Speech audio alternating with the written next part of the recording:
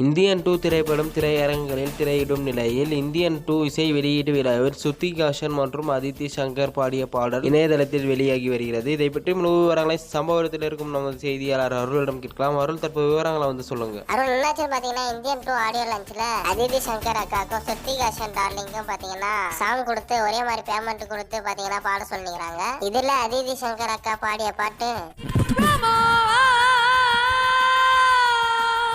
அப்படியே ஸ்ருதிக் ஹாசன் டார்லிங் பாடிய பாட்டுக்கு வந்தா